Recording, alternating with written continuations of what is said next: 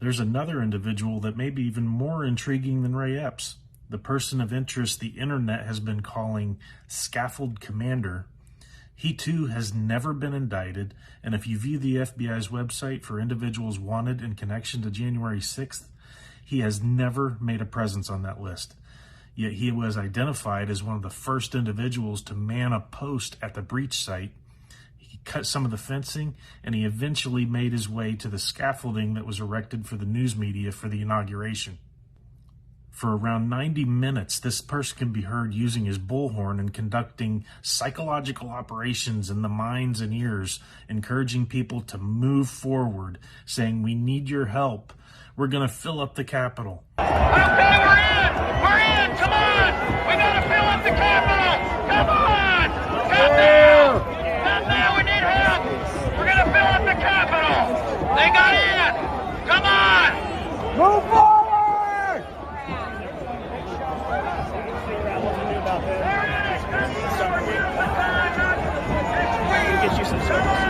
Move forward! Climb up over the wall!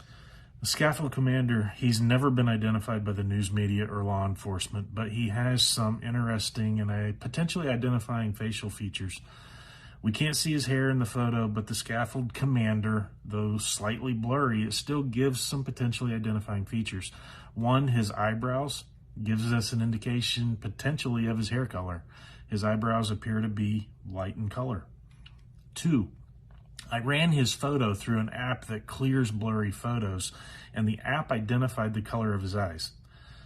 Three, the shape of his glasses. Four, in the original January 6th photo, there appears to be a small blemish or scar on his left cheek. And five, his bottom right teeth. Now, one of these features could be a coincidence, but when you add all of them together, it seems like it might warrant asking this person a few questions. How are investigations conducted into people of interest anyway? Many times it's based on matching physical descriptions, right? There is one progressive journalist who seems to have many of the same features as the Scaffold Commander. A journalist that despises Donald Trump and the MAGA movement. Looking at our failure to impeach presidents who should be impeached, I've tried to take on big topics. And when I started working on this book, I was actually exploring the idea of writing a book about the Republican Party and trying to figure out how the party of Lincoln became the party of Trump.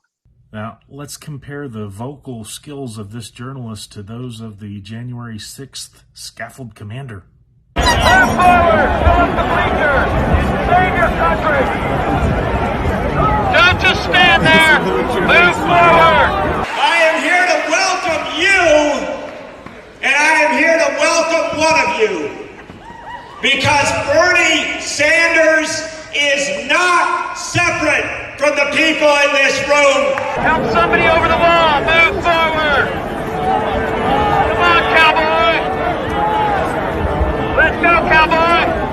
You demanded that it be someone who came from you, someone who you knew.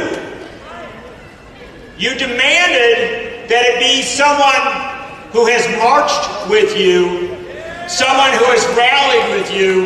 Don't just stand there! Move forward! Is it him? I don't know, still tough to say, but he seems to be good at speaking and pumping up a crowd though. But when you start to compare his facial features, the argument becomes a little more compelling. Notice his eyebrows. Notice his eye color, his glasses. Notice what appears to be a raised mark or scar on his left cheek. And finally, his bottom teeth.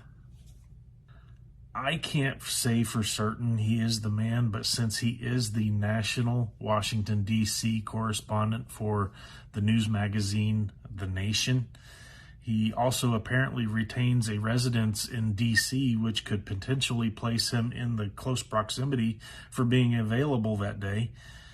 I don't know if the Scaffold Commander is John Nichols or not, but he sure looks like him.